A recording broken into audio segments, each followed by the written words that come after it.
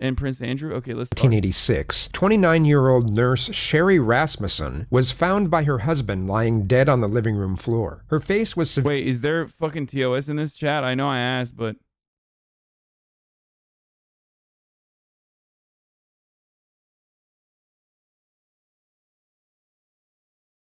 severely beaten and disfigured to the point that she was unrecognizable, and the injuries were consistent with being hit with the muzzle and butt plate of a gun. She also had 3 gunshot wounds to the chest that were disclosed as the official cause of death, with the medical examiner asserting that any one of the 3 bullets could have killed her. Perhaps the most disturbing discovery during the autopsy was that most of Sherry's injuries were inflicted upon her after she was killed, which was concluded due to the lack of hemorrhaging and inflammation of the injuries. This included most of the victim's facial injuries and even a bite mark on her left forearm. Even after Sherry had taken her last breath, the assailant was still inflicting an inconceivable amount of damage to her body. She was buried in a closed casket 7 days later. The homicide detectives assigned to the case immediately associated Sherry's murder with multiple break-ins that had occurred that same night on the same street. Another woman had even been assaulted and was able to give a description of 2 assailants, and this description became the sole focus of the investigation into Sherry's murder. The prime suspects were now 2 middle-aged Latino males of medium height and build. They were never found, and the case went unsolved for 23 years. By 2009, crime in Los Angeles had declined enough. Oh, this is the Golden Gate murderer or something, right? Isn't this... Or no, is it not? Oh, no. The Golden State murderer. No, this is not. Sorry. Sherry Rasmussen was... Okay, sorry. I don't know earlier this one levels, at all. The detectives began looking into cold cases to increase their clearance rates, which is when the Rasmussen files... Educate yourself? Shut up, bitch. I'm literally educating myself by watching this video. Suck my dick. The Golden Bridge murderer is also a cop. resurfaced. It stood out from the rest as new methods of Golden genetic State analysis murderer. discovered that the DNA found at the crime scene pointed to a single female suspect. The 2 previous male suspects were then invalidated, along with the original theory of a burglary gone wrong. The investigation into Sherry Rasmussen's murder was then reopened, and the newly appointed criminal investigators started from scratch. It was soon discovered that a statement given by Sherry's father, of whom he thought to be the prime suspect, was quickly brushed to one side, as the person in question was a serving LAPD cop from the exact department who were investigating the case. The person in question was a woman by the name of Stephanie Lazarus. She was a 25-year-old police officer at the time who had been with the force for 2 years. She had dated Sherry's husband, John Rutten, in an on and off relationship throughout college and for a short time after. It was even discovered that John had slept with Lazarus after he became engaged, and the 2 even dated for a while after Sherry's murder. She was now a 25-year veteran of the police force and had worked her way up to a senior detective of the Commercial Crimes Division. She was essentially in charge of all art-related investigations in the city of Los Angeles. The investigators... Bro, I'm sorry. I'm an eyeist, but like I see that I'm like, that's the murderer, dude. Okay. Like that's the these are the craziest eyes I've ever seen, dude. I'd just be like, that's it. That's the guy. Take him away. There is no reason to conduct further any sort of investigation. No ad. I already ran the ad before. Went with a gut feeling and decided to make Lazarus the prime suspect, with the collection of her DNA being the very first task. Attaining it through a warrant would have let Lazarus know she was under investigation, so it had to be discreetly collected instead. Within 24 hours of becoming the prime suspect, a coffee cup she discarded while off duty was received by police. A DNA sample was then taken, and it came up as an exact match to the DNA found on Sherry Rasmussen's bite mark. There's a stigma around police interrogation tactics being secretive, and how knowing this information can somehow help the guilty in deceiving their way to freedom. Yet these tactics have been public knowledge since their inception in the 1940s, and the following interrogation is a legitimate testimony into how watching an interrogation is a world apart from being subjected to one. You can know every technique in the book and each specific strategy and subtle scenario that goes along with it, but ultimately, you have no idea how you're going to react to a specific situation until you're actually in it. With that being said, knowing these tactics can still give an individual some form of advantage with regards to awareness, the investigators knew that their initial confrontation with Lazarus could in no way resemble a traditional interrogation, nor be officially classified as one, and there were two reasons for this. The first was that I can't believe how much your channel influences YouTube views and subscribers for channels you watch. What the fuck? No shot. No, I started watching... No, dude, they were getting like... They were already popping off. No, everyone's been watching this. And also, it's not just me. I started watching it, and then Miski started watching it too. Like, so many other people started watching it. I think XQC probably watched it before me. Miz was first. That's literally not even a fucking true statement. Was it? Is it actually a true statement?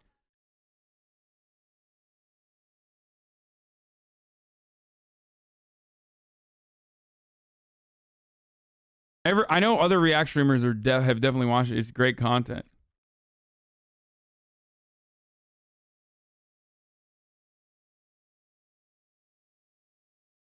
Yeah, the day before you?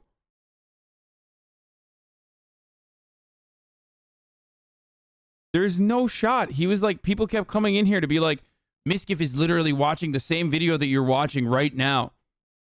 Want to come over? I can't come over. I'm in fucking Los Angeles. You should come over here, though. I mean, literally none of it matters because we are watching YouTube videos that someone else made. So, you know.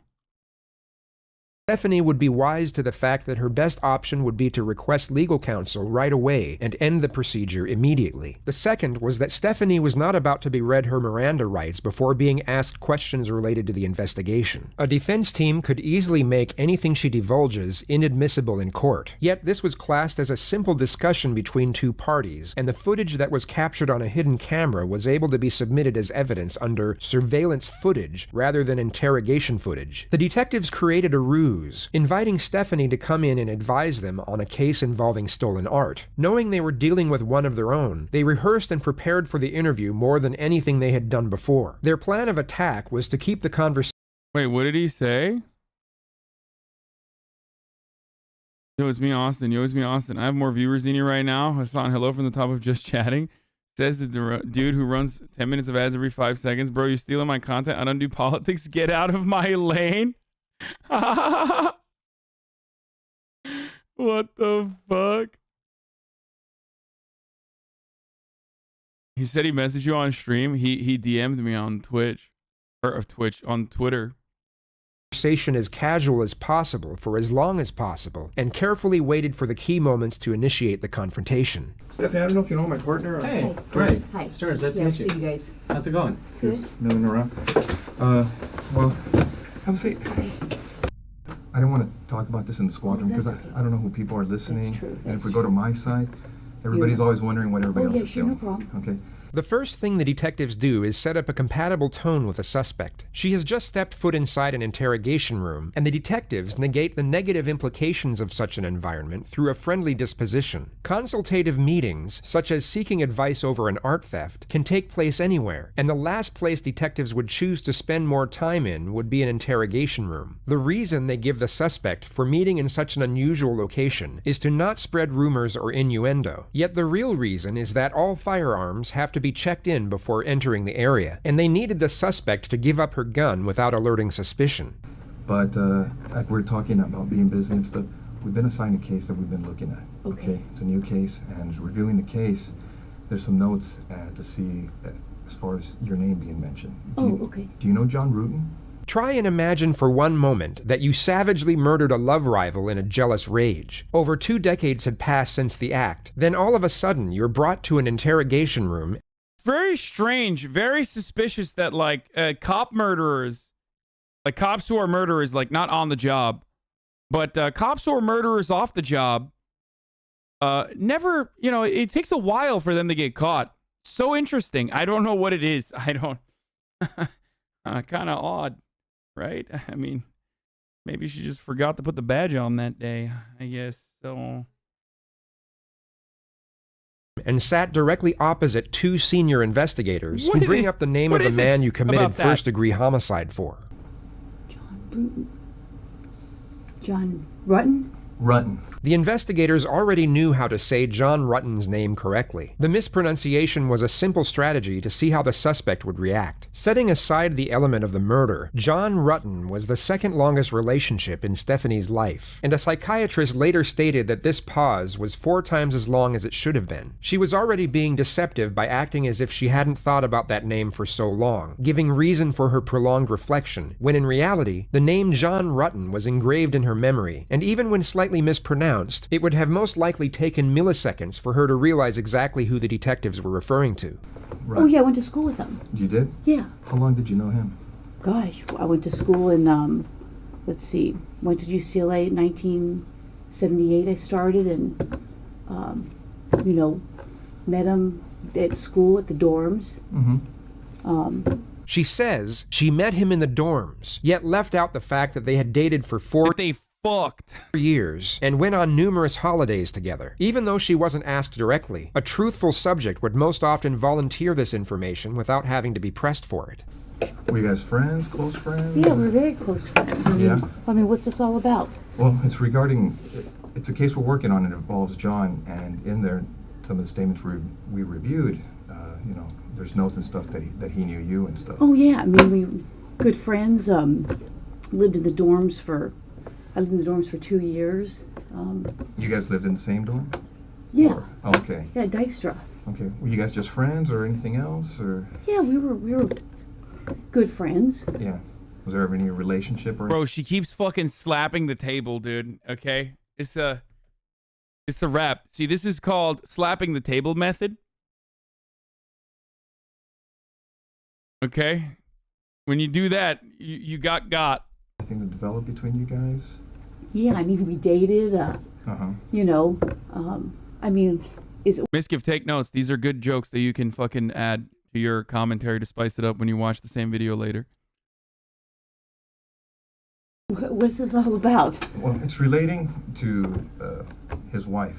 It's unfortunate that Stephanie's face wasn't captured at this moment, because she would have no doubt been immediately struck by the psychological reaction known as fight or flight. Her brain would have just triggered the influx of a specific cocktail of hormones in order to prepare her to either stay and deal with the threat or try and run away to safety. Stephanie chooses to fight. Okay. Okay. Did you know her? Not really. I mean, I knew that he got married years ago. Did you ever meet her? God, I don't know. Do you know who she was or anything? Yeah, met her when I fucking murdered her. Sorry. Well, let me think. I It's been apologize. a long time ago. I may have met her. Geez. The words gosh, God, gee are exclamatory remarks used to express surprise or strong emotion. You will see them used continuously. This is a OP white person technique, okay? This is incredibly powerful. If you are born into because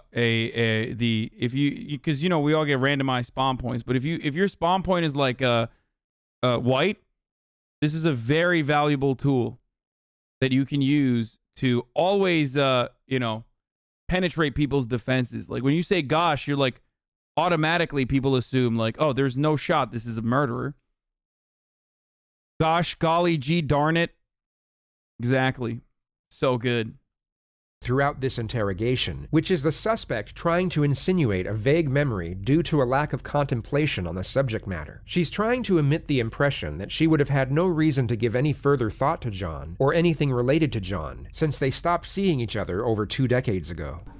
You know. Yeah. Well, let me see. Let me ask you. You said you dated John. How long did you guys date? I mean, are you guys, is this something...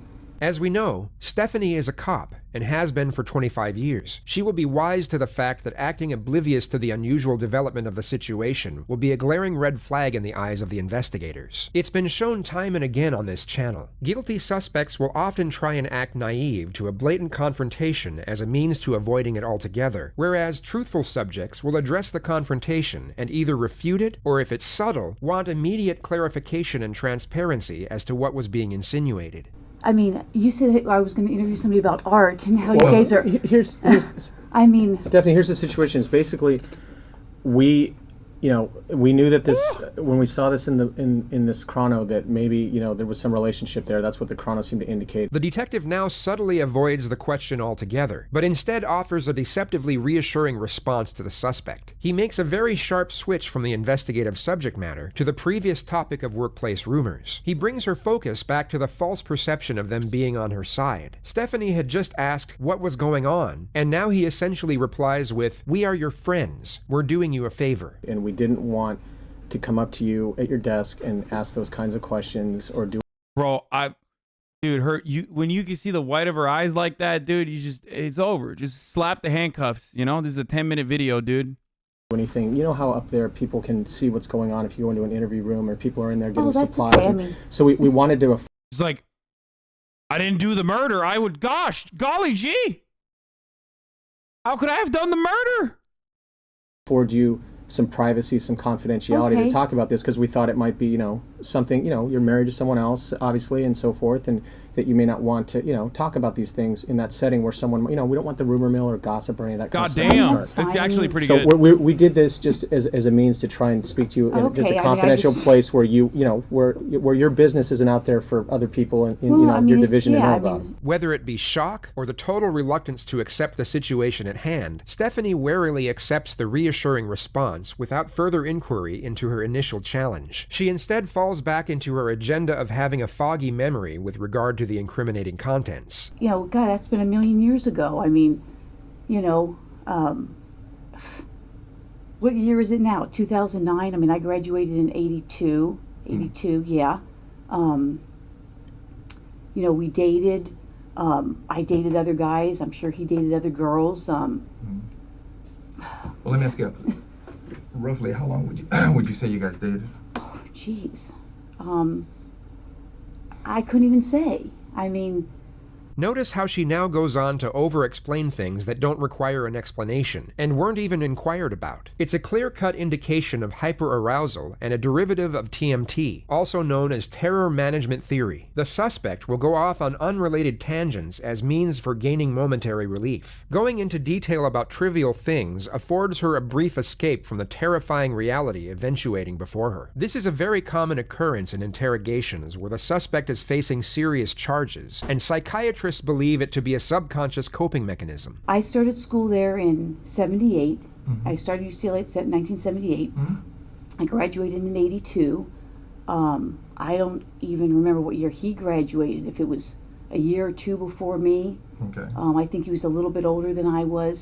I mean, I can't remember if he was born, let's say I'm born in 1960. I don't know if he was born in 58 or 59. I mean, I knew his parents, I knew his sister.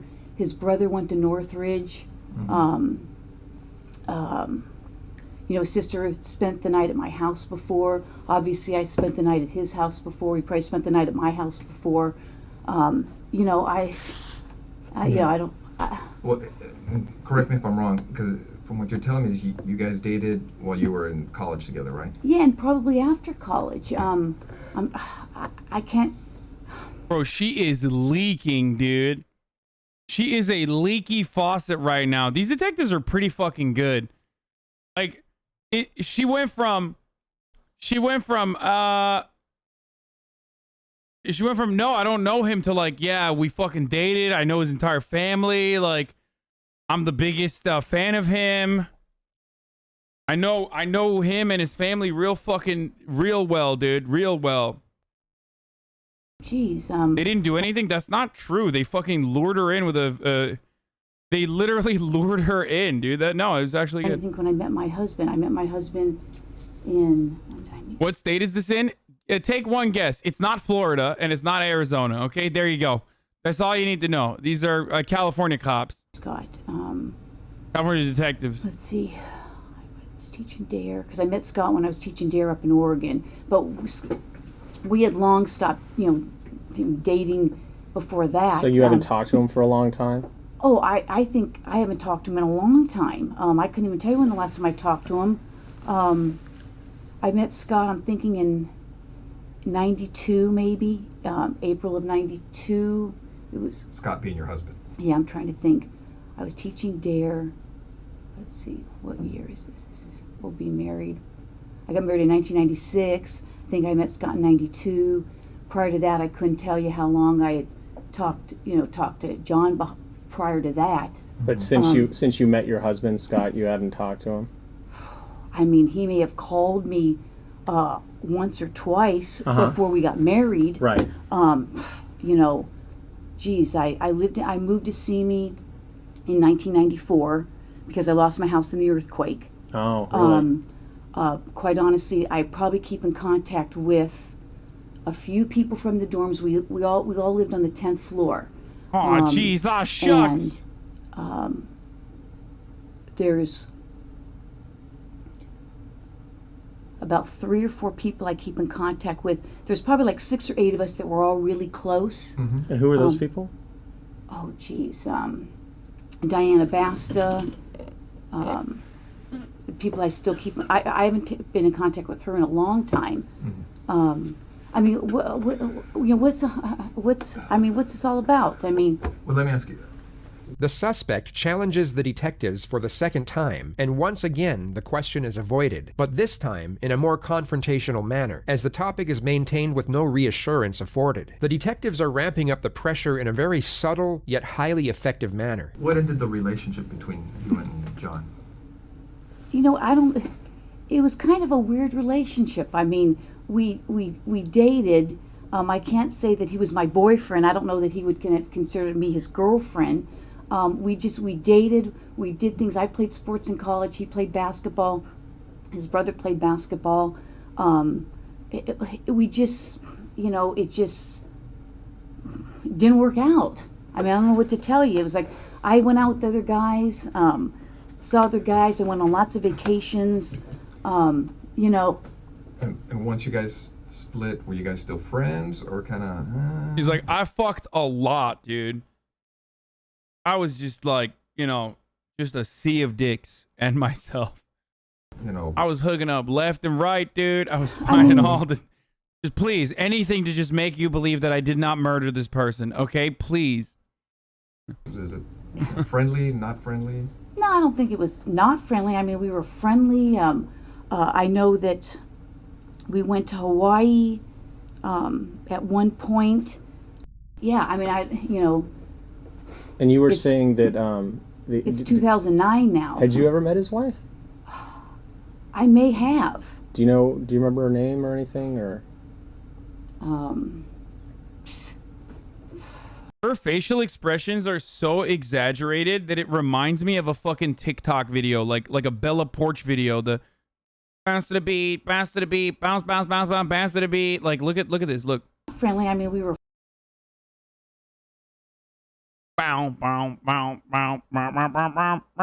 Like that's what it feels like. We went to Hawaii at one point. Yeah, I mean, And you were saying that it's 2009 now. Had you ever met his wife? I may have. Do you remember her name or anything, or?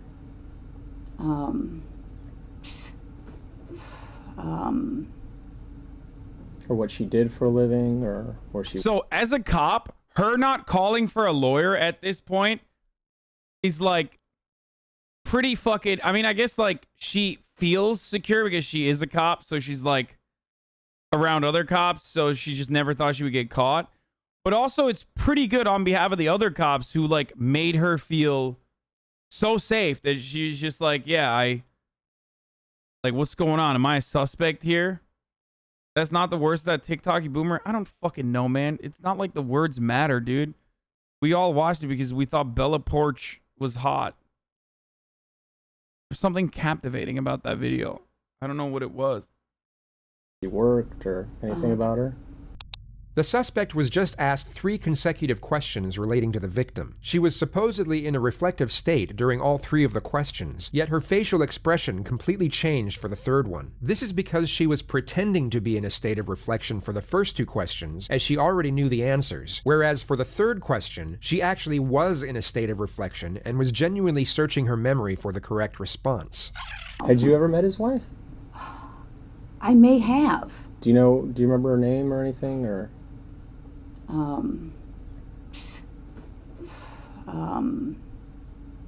Bro, this person is so like this. I could beat this person in poker, dude. Like, she's like physically incapable of lying, and when I mean physically, I mean like literally her body is just like screaming, I am lying right now. I am lying to you. The third question is about to be posed, and her focus is about to switch from pretending to be thinking to actually thinking. Or what she did for a living, or where she worked, or anything about her? Well, I think I'm going to say that I think she was a nurse. Man, I can't even remember how he said he met her. Yeah, I mean, it's been so long ago. Well, let me ask you, did you go to their wedding, you know? No, I didn't go to their wedding. No, did not go to their wedding. I couldn't even tell you what year he got married. I mean, you know, it's been a million years ago. You know, again, I mean, what, you know, I don't understand why you're talking about some guy I dated a million years ago. Well, do you know what happened to his wife? Yeah, I know she got killed. You wouldn't need to be an expert in body language to recognize the unmitigated terror emanating from the suspect's face at this moment. She had just verbalized the victim's tragic demise for the first time in most likely over 2 decades. What did you hear about that? I saw a poster at work. I'm sure I spoke to him about it. I think I spoke to him before the murder. Dun dun dun. No, but like, dude, imagine you fucking got away with murder for like so many years, and then they just come back and they're like, "What's up? This is a cold case, and guess what? You're the one who did it." Spoke to another friend of his about it. And how did you first learn about that? Jeez. Someone could have called me. I could have heard it at work. I think at one point there may have been a flyer or something. I know a good friend of his... Were you on the job back then when that happened? Yeah, I think so. Yeah, I'm sure I was on the job. That's why I would have heard about it with the flyer. He had a good friend, Mike Boldrick. I don't think she's still... you know... But being that you were kind of... You used to see John, you know, was everything okay between you guys? I mean, there was never anything uncomfortable or anything between you and her? 8 separate witnesses testified that Stephanie had confronted Sherry at the hospital she worked at, while the 2 of them were reportedly in an intimate relationship with John. The confrontation was said to have been highly aggressive, and Stephanie had to be escorted off the premises by security. Reports stated that Stephanie was by far the more combative, and even made threats against Sherry's life. You know, I don't know. I mean, it's been so many years. I mean, uncomfortable. I mean... I can't even remember if we had a conversation. I mean, we may have. I may have seen her at his apartment. You know, geez, how many years ago was that? I don't even know what year she, you know, got killed. Where was his apartment? Notice her passive disposition as she gives the... Bro, she literally knows everything about the dude, including like her brother, her sister, whatever the fuck, from like 30, 40 years ago, but she can't remember like this person that the love of her life fucking married. The following truthful response. On Roscoe. Okay. Yeah, Roscoe and east or west of DeSoto, either east or west of DeSoto. Do you know where he moved after? Did he move after he got married, or do you know? Or now notice how her disposition switches from passive to frantic as she once again pretends to have a vague memory. I'm sure he did. Did you know where he was living, or somewhere in the valley? Did you ever visit him and his wife? No. No, never went out to, you know. Bro, it's like, this is like training wheels, dude. She's, don't say hindsight. Like, this is the most suspicious person in the history of suspicion. She's not even throwing, dude. She is just like, her face literally is just like, yes. Yeah, no. No. I could have never, Get together, dinners, anything no, of that nature? No. Like I said, his sister used to come over. His sister had come to my place. I knew his brother because his brother played basketball at Northridge. In fact, I was just coming across some pictures that I had just scanned from. I take a lot of photos. Yeah, she's doing LA North faces, dude. Like 10,000, and I just did a service where I scanned everything. And after his wife died, did you talk to him again or anything? Yeah, I mean, I did talk to him. Mm-hmm. I talked to him, probably his parents, probably some other friends. You know, I'm sure I talked to him. Yeah. But you seem pretty old, but don't look like it. I'm about to be 30, but I don't know what to say about that. You're not sure where he moved to after he got married? I guess. No idea. I mean, never went over to visit him or I don't think. meet I his mean, I wife don't think so. I mean, I don't know. I don't think I did. I mean, I know he lived on Roscoe for a long, long time.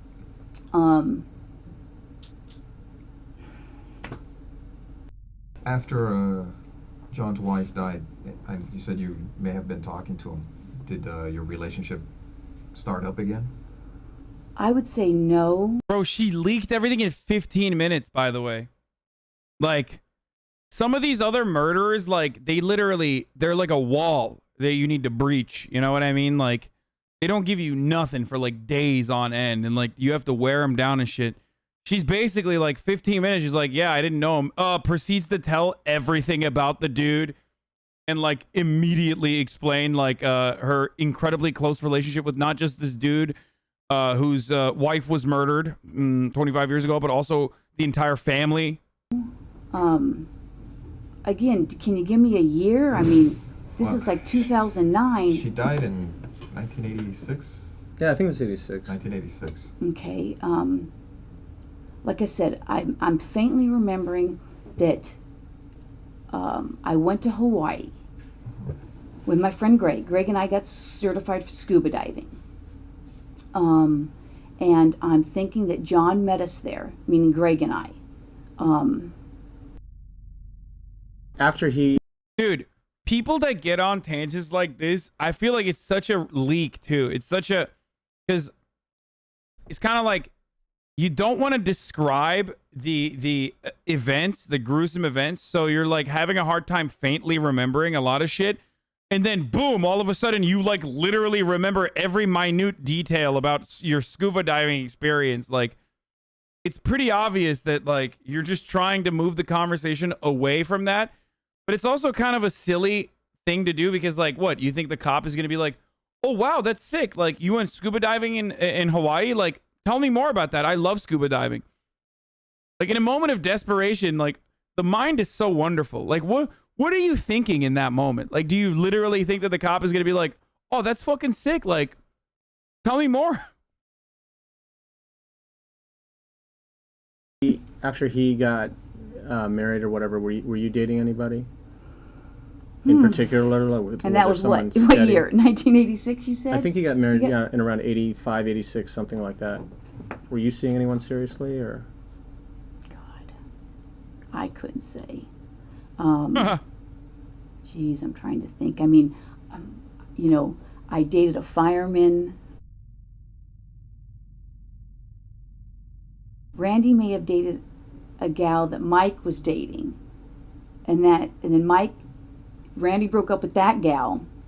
I couldn't even tell you the gal's name, if I'm even thinking of the story right. And then I started dating Randy. Yeah. So again, I mean, not like I was a huge floozy or anything, but no. As far as you recall, after just a John's murderer. wife died, did you start a relationship again with John, or dating casually, or anything like that? like I said, he met Greg and I in Hawaii. What island did we go to? I think the Big Island in Kauai. I mean, when you heard about John's wife being killed, I mean, what was your reaction? I mean, you thought you heard about relief? what, through a friend or in a bulletin or Either something? a friend or a bulletin. Oh, it's I not obviously, you. I mean, I called the family. I called maybe some of his friends that I knew, and I mean, obviously it's shocking if I heard it at work, you know, which I may have. I faintly remember a bulletin going around, you know. Do you know what the circumstances were regarding her death? Geez, let me think back. Geez, I don't know if it was, you know, if it was a burglary or something. Yeah, I mean, it's been so many years. I mean, I can faintly think that I may have saw a flyer. Yeah. May have had her picture on it. You know, that's why I say, if somebody had called me, I may not have known what her last name was. I mean, maybe if you told me, I would remember it. Bro, how are you a fucking cop and, like, still unaware that you are literally being interrogated now? Like how? How are you a fucking cop for, like, so many years and don't realize that, like, these dudes are just straight up onto you, dude?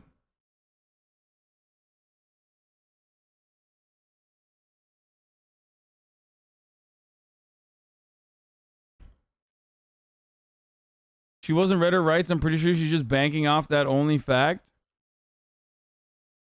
Do you remember the first name?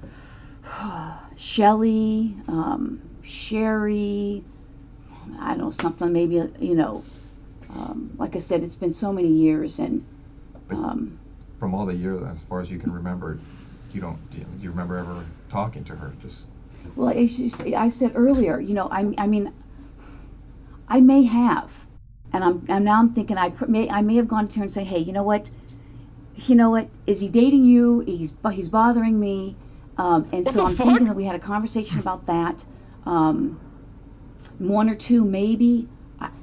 You know, it could have been three. I don't want to say I had 3 conversations with her. Like at her work or at their house or. No, I'm thinking that you know. Bro, she literally. It's like unwinding, dude. What a throw! It's like slowly but surely, in a matter of 27 minutes, she literally went from, I don't know the guy, just kidding, I know his entire family, never seen him, just kidding, dated him for 4 years, just kidding, actually also continuously saw him recently, or not recently, but like around the time of the murder, never met the wife, just kidding, know everything about the wife, and have multiple conversations with her. Like, what the fuck, dude? Just from that alone, it feels like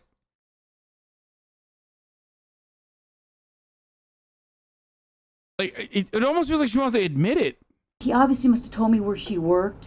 I'm thinking it was a hospital somewhere in LA, and I mean, I could have been, again, what year was that? Where was I working?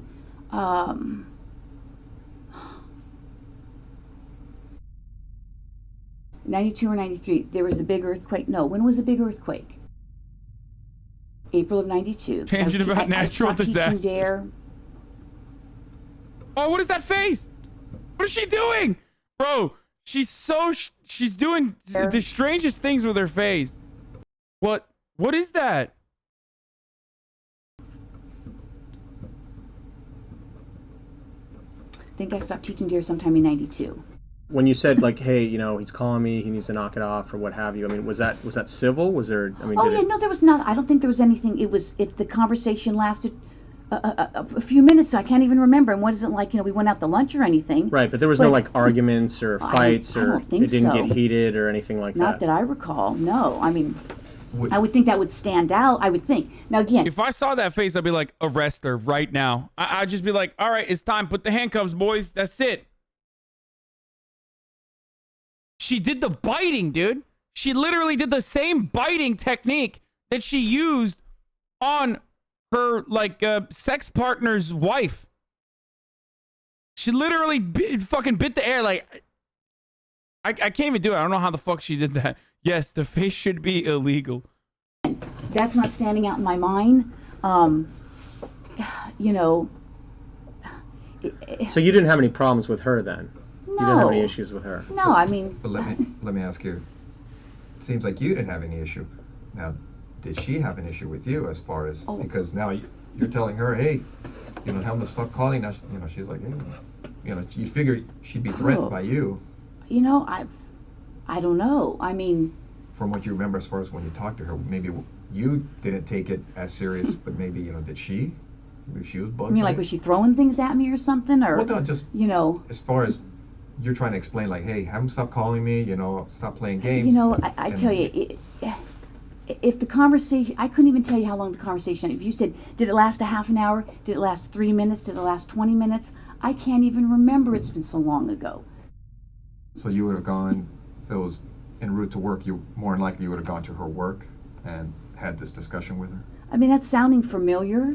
I mean, that's, now that you guys are bringing this stuff up, You're I mean, such a sussy little baka, dude. but again, I mean, you know, what's this got to do with me dating? What I actually want to know is, like, who the fuck did they literally convict for 20 years, like, and sentence to jail forever, in her stead? Like, was this a...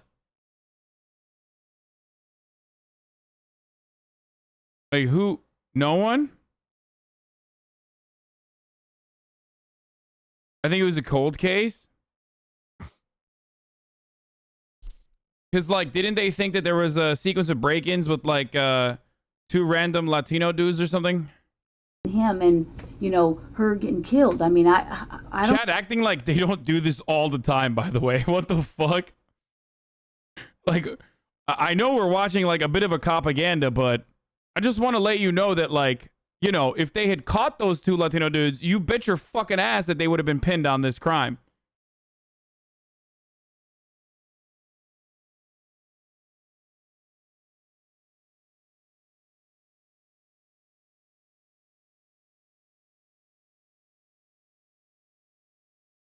You know, I don't have anything to do with it, and you got something that's, somebody said, you know, whatever. I mean, well, like we said, we just literally got this the other day, and you're going through it. Yeah. And you see and you saw me say, your oh, name. it's I forgot it was a cold case. it's next door. Right, and so, you know, I mean, obviously, it's like we recognize the name, and we know that, you know, you work next door to us, and so we're trying to get some background. We're trying to figure this out. I mean, this is from a long time ago. Oh, I know. And you know, like and things have been kind of slow for us, and so, you know, Chief Beck has said, hey, you know, I want you guys working. I don't want you just sitting around reading the paper. Yeah. So he's kind of pushing some older cases out even to the guys that work active cases, because, you know, and so we see this and we're just like, oh, well, you know, we want to talk to you about it, but of course, the only reason we did it here is because we're getting into some pretty personal stuff in your relationship. It. You know, my husband's on the job, and we've been so married. For the record, there's a 58, like, in 2019, the homicide clearance rate was 58%. So, like, about 40% of murders go unsolved. Why'd you say wrong?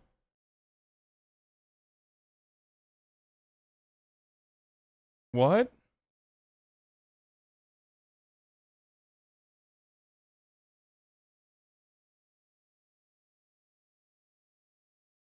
I mean, the data I'm looking at shows that as far as homicide goes, in 20, I mean, I just gave you the number, like 58% was cleared.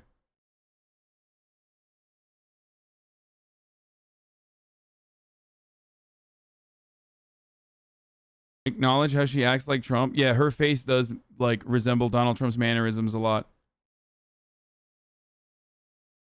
That's a resolution rate, which includes convictions which are eventually overturned or are still in appeal, or so probably lower. I mean, okay, but how much lower?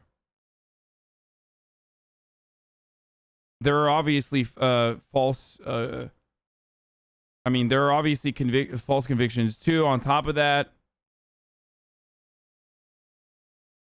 but it's still not going to be like. You're actually wrong. It's 11% more than what you said. The number I'm giving you is like off of Google, dude. It's freshly Googled, motherfucker.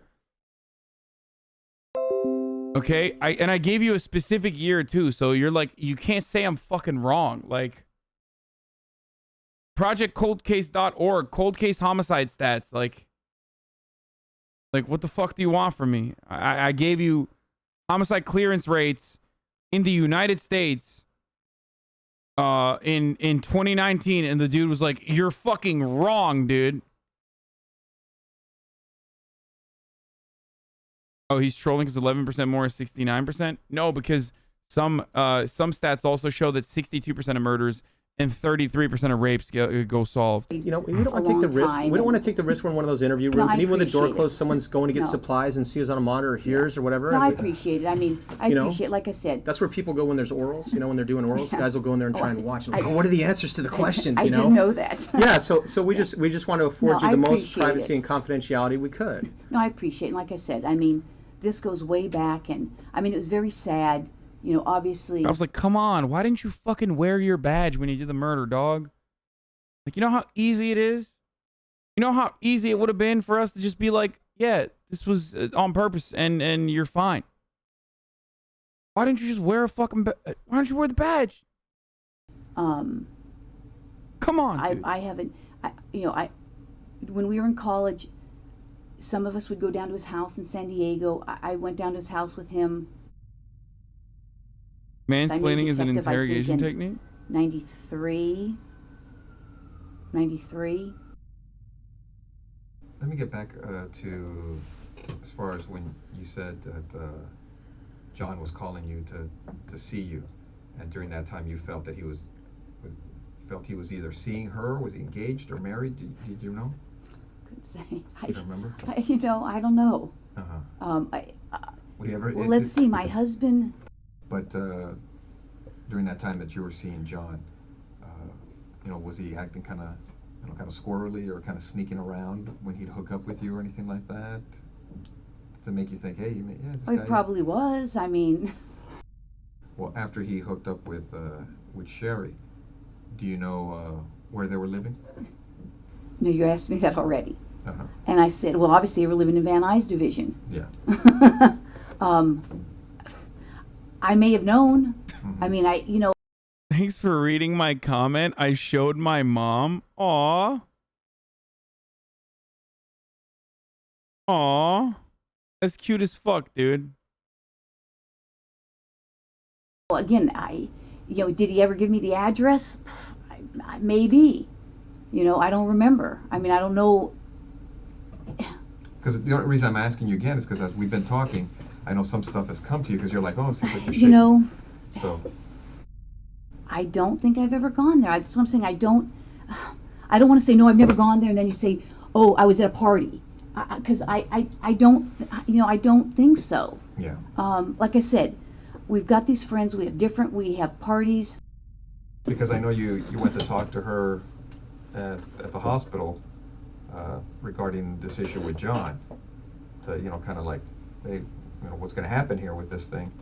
But would this ever have followed up to her house when you went to talk to her to say, hey, you know what? I don't even know that I knew where they lived. You know, that's what I'm saying. I don't. If I knew where they lived and I'd been there, if it was for something social, I would. And I can't see how many times I saw her face to face. You know, he lived on Roscoe. Did I ever see her there? I don't know. I mean, I may have seen her at his apartment on Roscoe. Mm-hmm. I may have met her there. You know, I mean.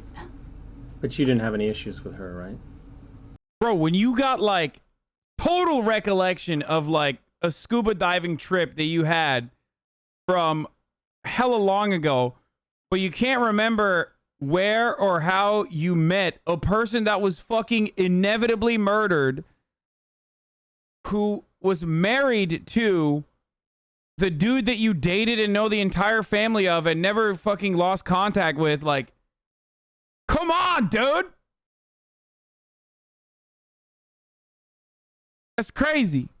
No, I mean, you know, obviously, if he was dating me and dating her, I probably said, hey, pick or something. I can't remember anything from 10 years ago. No, that makes sense. I can't remember what I fucking ate yesterday. Okay, well, that's a lie, because I eat the same thing every day. But if I understand that. But, like, she literally has, like, perfect recollection of so many events in that same timeline. Do you understand what I'm saying? It's like, you can't have it both ways, you know? Fair. Back That's then, I mean, would you remember if she snapped on you and just like, hey man, it's my man, you know, you get it, leave him alone, you know, blah blah blah, that kind of stuff? You know. And would you remember an incident like that? I mean, because that would be like, what? Well, you know, and maybe that happened. I mean, gosh, you know, it's been so long ago. I mean, that's not ringing a bell. Mm-hmm. Because the times I've seen you around at our office, I'm crazy. You know, but you're always you know, kind of like real. I mean, you seem kind of bubbly.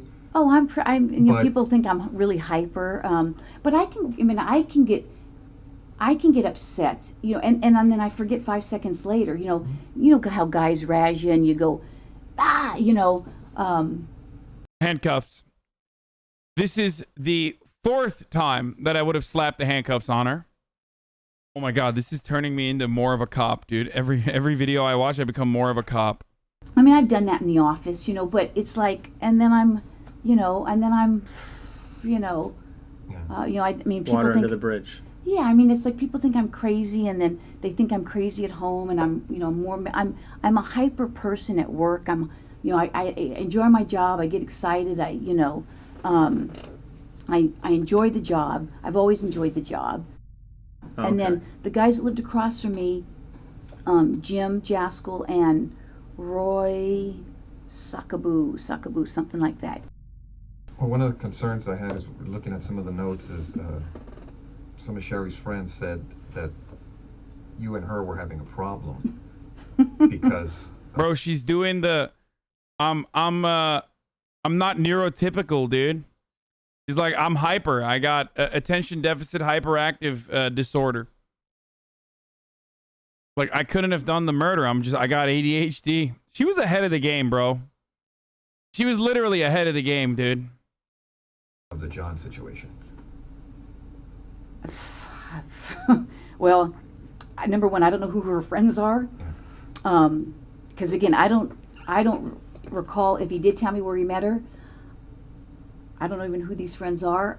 A problem, like I said, if I spoke to her, I mean, I'll go on as far as a limb, and I don't even want to say I spoke to her 5 times because that's probably not even true. I can't even remember.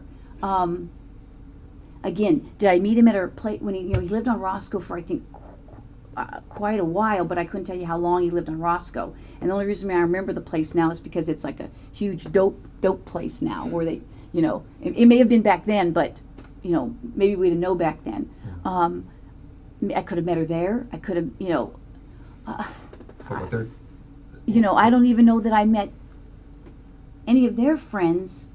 I can't say that. I don't know that that's a true statement. Well, that's what I'm reading, is that you guys had problems with each other and words were being exchanged, and it's all relating to John. You know what? I can't say. You can't say? No, that doesn't even ring a bell. So, I mean, it seemed like, yeah, you would recall something if somebody's going off on you, right? I would think. I would think. From what you're telling me is when you guys met at the hospital, I mean, you guys talked, but it wasn't, from what you recall, confrontational? I don't think so. From either side? No, I mean, I'm trying to, you know, turn my memory back, you know, and I'm trying. I can't even picture the, you know, the conversation. I mean, I can't even picture the conversation. Well, let me ask you. I mean, at the hospital, it never got to the point where people are going, hey, you know, everybody go to your own corner type of thing? I don't think so. Nothing like that? I don't think so. I mean, I really don't. I mean, if you say people said that, that's not ringing a bell to me at all. I mean, it's not. I mean, that's not ringing a bell to me at all. Was there ever a time when you and Sherry were talking and John had to maybe go like, hey, you guys relax, you know, or anything like that? I think so. About, you know, ever going to her house and having a dispute like that? You know, if I met her ever at his apartment, maybe. I mean, maybe I could have met at her apartment. Bro, 52 minutes, dude. 52 minutes in. And she is like, I don't even know where we got to. Like, it's just like, she went from I don't know who the fuck this person is to like, yeah, I know her very well and I fucking hate her. Yeah, I fucking murdered her. What of it? Like, I'm thinking that the hospital thing, that sounds familiar, that I met her there. I just can't say that I've ever, again, was I there with other people? I don't know. I don't think I ever met her there or him there, meaning one or the other. I don't think so. I guess basically what I'm asking is, were you ever welcome to the house? Like, hey. Oh, come over? Yeah, come on over. We're having a barbecue. at this point, he's not even saying anything. Like, at this point, the detectives are just literally letting her do the thing. Like, they're not even fucking, they're not saying a single goddamn thing. They're just like, come on, keep it coming. Just, she's dug the hole in so aggressively, dude. Party, whatever. I don't know. Don't. I'm just trying to think. Like I said, because there were so many of us that I have 10,000 pictures, okay? I'm a picture nut. Mm-hmm. Let me ask, when you were seeing John, would you, I take it he would pick you up in his car, you go in her, your car, things of that nature, when you guys would go out? Well, yeah, I mean... Do you remember what he drove? Well, I know at one time he drove either a 240 or 260Z. Any other cars that stand out in your mind? Okay, stop. Any other cars that stand out in your mind?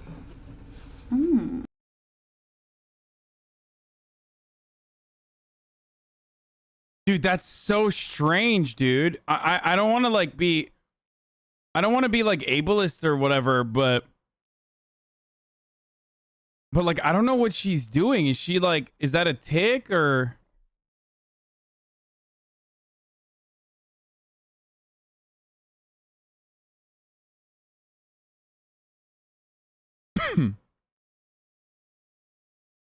You have ticks too? Like what? Saying that's ableist is ableist, bro?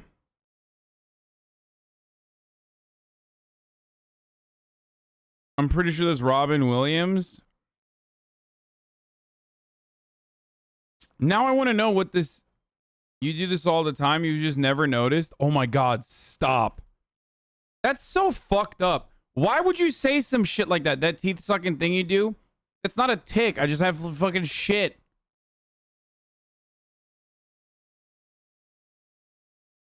That shit you do with your tongue? Yeah, it's me like self-cleaning, dude, like a cat. Like I'm doing it right now. Like this.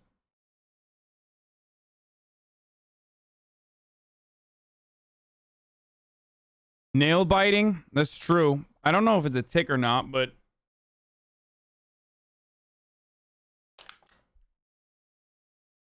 But I would never be like, you're being ableist for someone being like, don't bite your nails.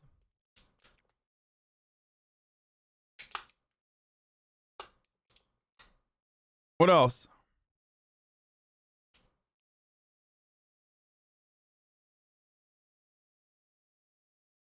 You rub your hands together and crack your knuckles when making a point for the first time? Damn, dude. Chat is like hyper aware, dude. Chat is hyper aware of everything I do. It's kind of crazy. It's kind of weird.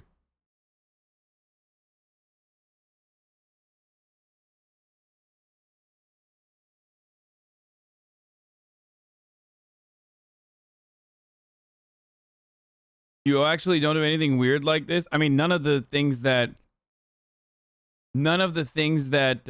you're talking about, none of the things that you're talking about are the same as like whatever the fuck she's doing with her face. So, no, a tick is involuntary. I mean, everything I'm doing, I do it on purpose. Like, I'm hyper aware of the things that I'm doing. Sometimes you stop and stare at the camera for 60 seconds. Yeah, I do that because I have ADHD. Okay? Hey, you playing that furry game today? Yeah, later. You always say I talk about this a lot on here. Okay, now you guys are just saying shit that I do. Like, that's not...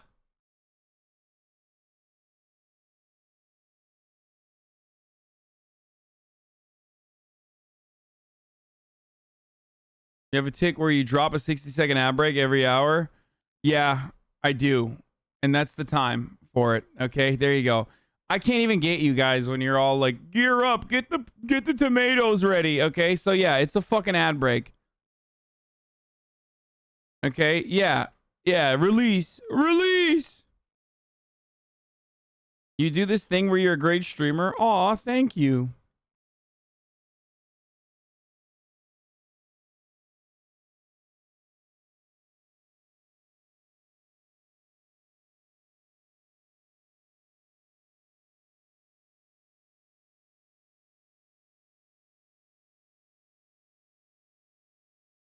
It's an actual competition. Now, I hate that.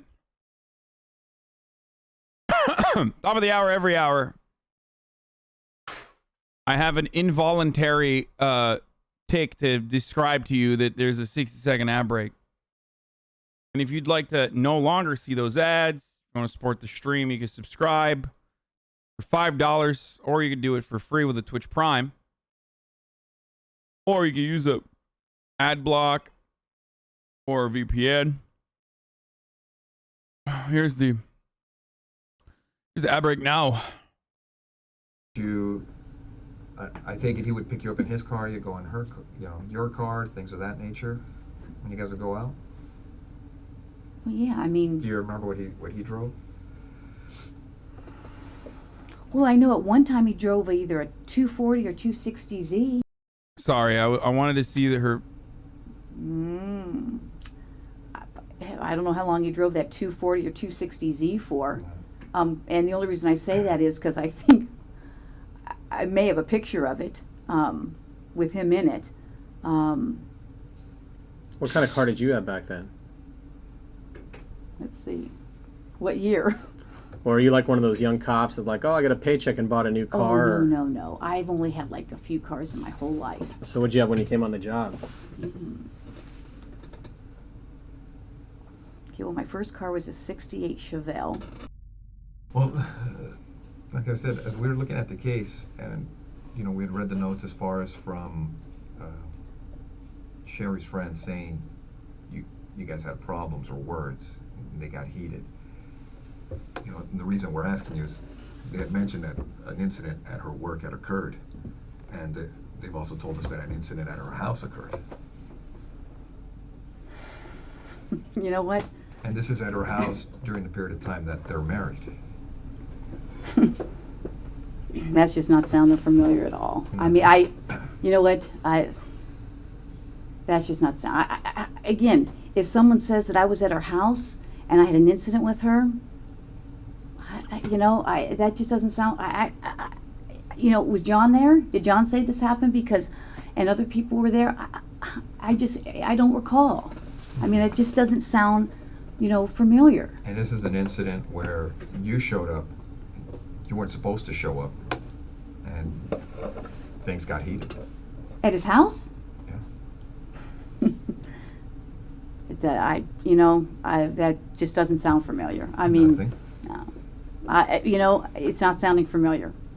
So not at all. Now you're saying not familiar because it's just something you remember, or it's just... you know what? I'd have to say I don't remember, because I don't remember. That doesn't sound familiar. I mean, would you remember something like that in your life? Well, I would think, but... Some sort of drama involving, the other woman type of thing? Sure. Did you ever fight with her? You mean like we fought? Yeah. Did you ever duke it out with her? No, I don't think so. I mean... You'd remember that. I don't think so. What the fuck, dude? You don't remember a fucking fight that you may or may not have had? Like, oh, it's over, dude. It is so over, dude. That is a GG, no re, baby. Let's go. That, right? That would be pretty... Yeah, I would think so. I mean, specific. Yeah, like I said, I mean, traumatic. Obviously, it just doesn't sound familiar. I mean, what are they saying? So I fought with her. So now I'm getting the jump, the leap. Do you remember every fight from 20 years ago? A fight with a person who then ended up dying 20 years ago. A fight with a person who, even if we don't assume that she fucking murdered this person, if we're talking about a fight that she had with a dude that she was in contact with, then yes, I would expect her to remember the fight, especially because she literally remembers so many other details, and also has been routinely lying and slowly unwinding about all of the other details that she actually does later on admit to. Excuse me, I haven't eaten. They're saying, okay, I fought with her, so I must have killed her. This is known in psychology as reductio ad absurdum, or appeal to extremes. It's a form of argument that attempts to disprove a statement by showing that it leads to an absurd or impractical conclusion. I mean, come on. I mean, that's... I mean, or what we call a self-report.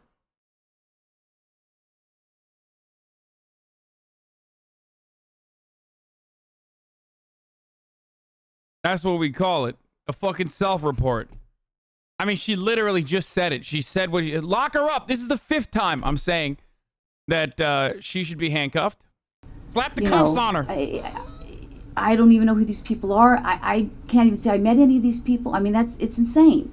Would it be something you would remember? I mean, because I don't know if any other intense incidents in your life that have occurred, I mean, you'd recall those, right? I mean, well, like a use of force at work or car crash, something you're involved in, you'd be like, yeah, I remember. You would think I would remember. I mean, I would think if it was something that crazy. I mean, I can't say, you say, how many fights have you gotten into, in your life?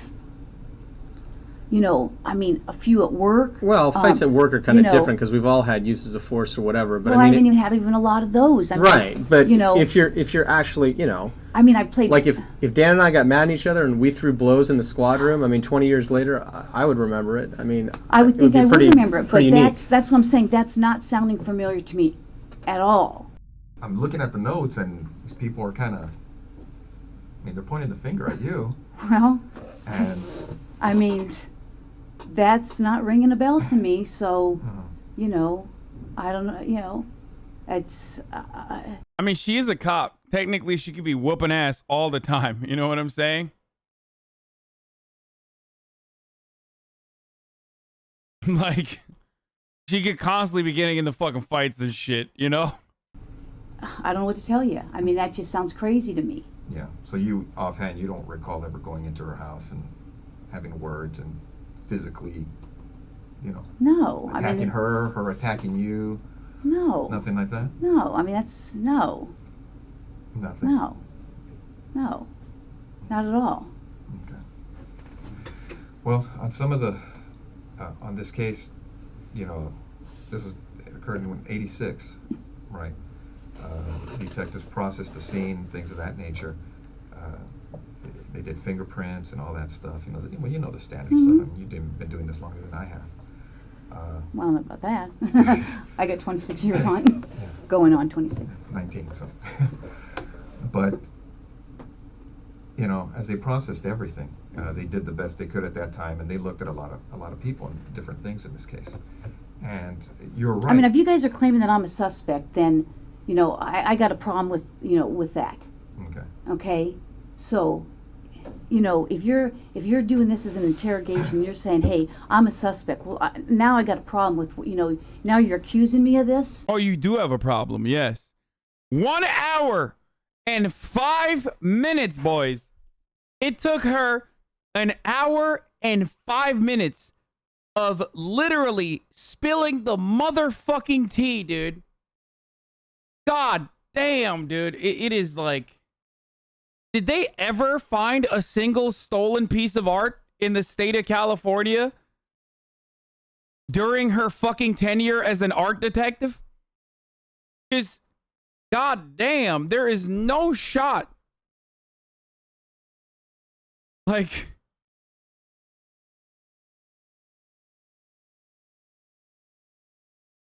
there is 0% chance that this person found a single fucking piece of stolen art. Recovered it.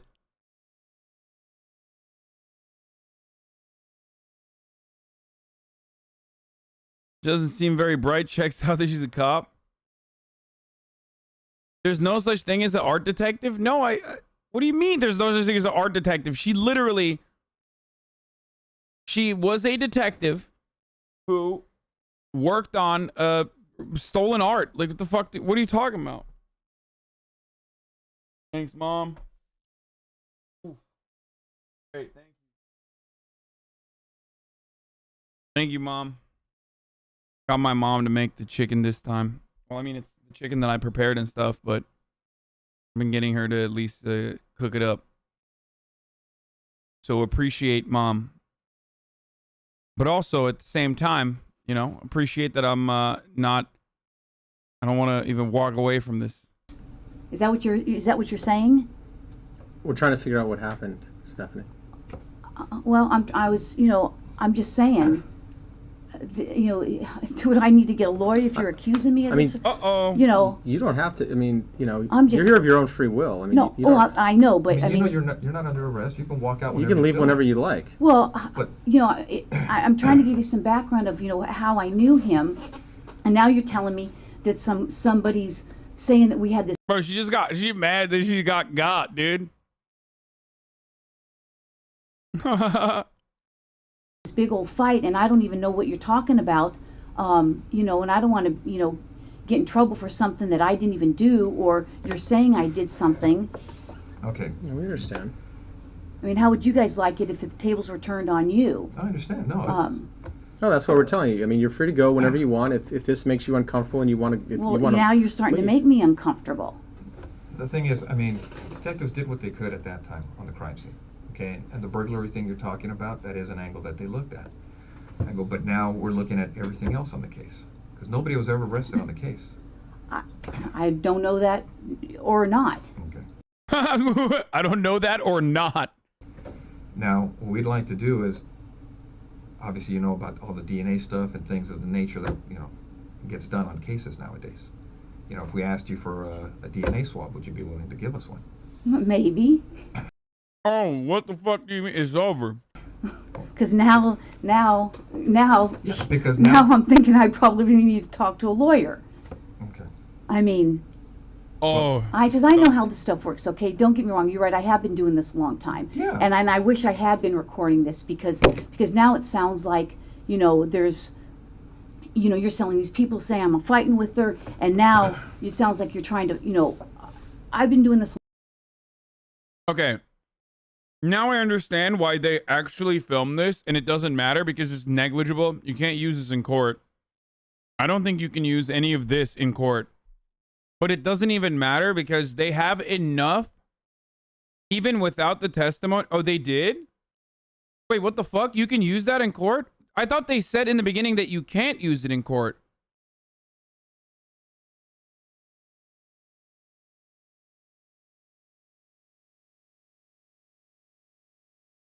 Because it's in the interrogation room and there's like a surveillance camera in there, or there's an assumption that there should be a surveillance camera in there.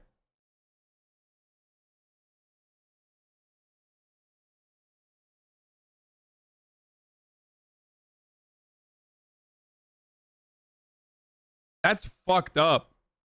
That's actually fucked up.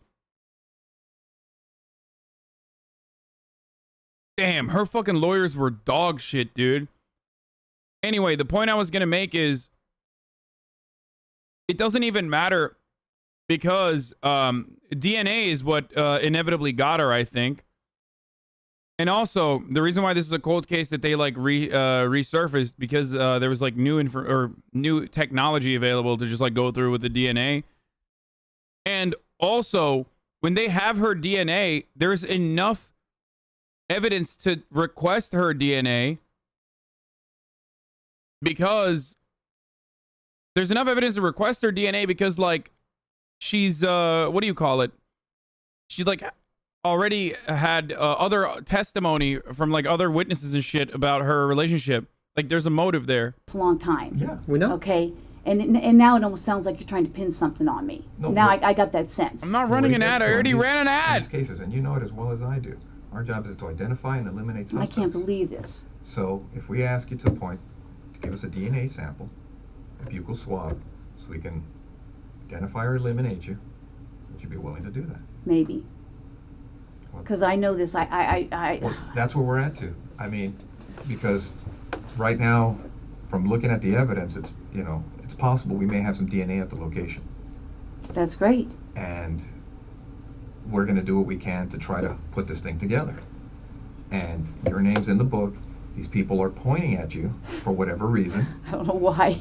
That's just crazy. I mean, that's absolutely crazy. And it would be irresponsible on our part not to look at it. I know. You guys have to do your job, and I guess I'm going to have to contact somebody.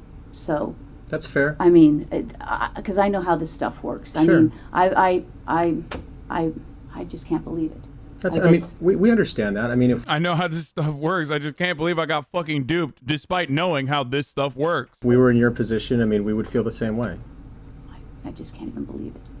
I mean, it's just, I mean, I'm shocked. I'm really shocked that somebody would be saying that I did this. I mean, we had a fight, and so I went and killed her. I mean, come on. Well, that's... Okay. All right. Well, thanks for giving me the courtesy. I wish I recorded it. Thanks for your time. Yeah, thank you. All right, Steph. Damn, she even thanked him for it. Little does she know, dude. Take care. All right.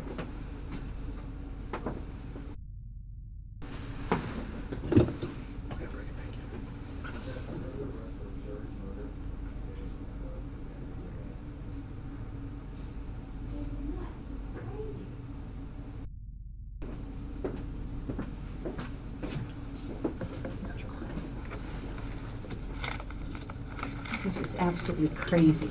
Have a seat, Stephanie. This is What? insane. Okay. Why's she back? Give me 1 second. Oh my God, they arrested her out of the door. Okay. Stephanie, you know you have the right to remain silent. Do you understand? Oh, this is okay. Oh. Oh my God, this video was the best, dude. I literally thought that they would, like, I don't know, gather some more evidence or something before they, like, called her back in.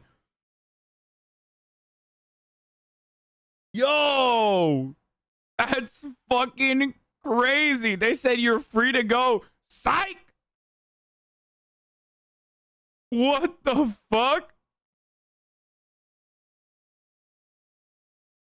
Yeah, you can leave whenever you want. Just kidding. You're arrested. Have fun. Anything you say may be used against you in court. Do you understand? Yes. You have the right to the presence of an attorney before and during any questioning. Do you understand? Yes. If you cannot afford an attorney, one will be appointed for you free of charge before any questioning if you want. Do you understand? Yes. Do you want to talk to us right now? No. Okay. All right. Okay. This then. is crazy. Okay. This is I'm like in shock. I'm totally in shock. We are back on the record in People versus Lazarus. Shortly before noon, the jury announced they have a verdict. We will take the verdict at this time. People of the State of California versus Stephanie Eileen Lazarus. Case number BA 357423. We, the jury, in the above entitled action, find the defendant, Stephanie Eileen Lazarus, guilty of the crime of murder of Sherry Rasmussen in violation of Penal Code Section 187A, a felony, as charged in count one of the information. I mean, automatic guilty when your name is Lazarus, by the way. I'm just saying, like, her family kind of fucked her with that one. Like, if your name is motherfuckers get the last name Lazarus and then don't do murder, that's weirder than the other way around. You know what I mean? That's just like you have a villain name. Yes, my name is Hasan Mephisto. Like, yeah, I'm gonna fucking do a murder. Like, I am fucking sorry. That's just, I have a murderer name. We further find the murder was of the first degree. Your Honor, I'm John Rutten. Thank you for the opportunity to speak during this hearing. There are really no words that can describe the loss of Sherry and the whole of the... You guys are so stupid. Every time I fucking say anything, you're like, oh, FBI. Hasan, Monka W, you said you would do a murder? This experience, so it makes no sense to talk very long. It suffices to say that the Rasmussen family, my family, and Stephanie's family have been thrust into a bizarre world of disbelief and indescribable sadness. Sherry Rasmussen had a profound impact on so many people.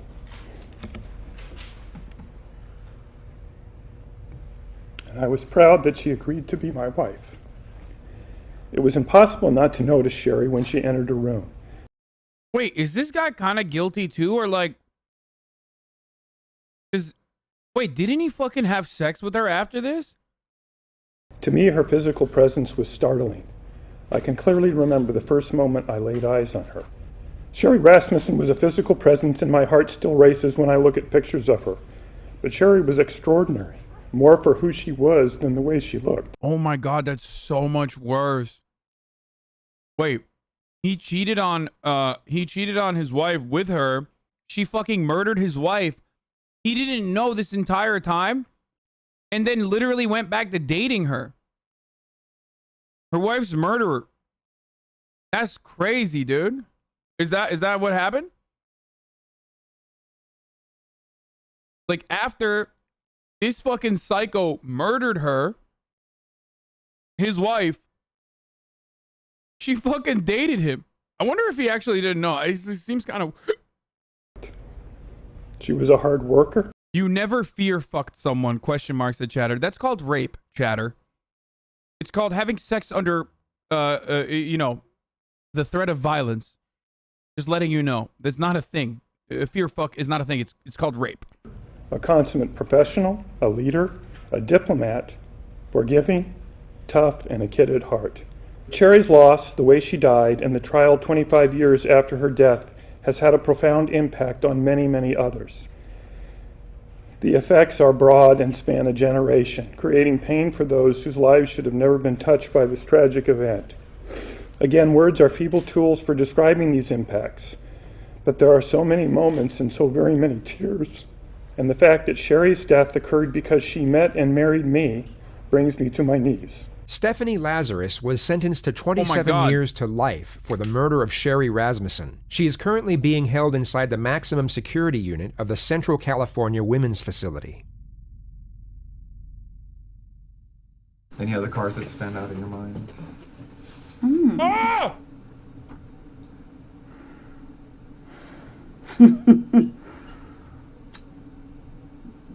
Jail.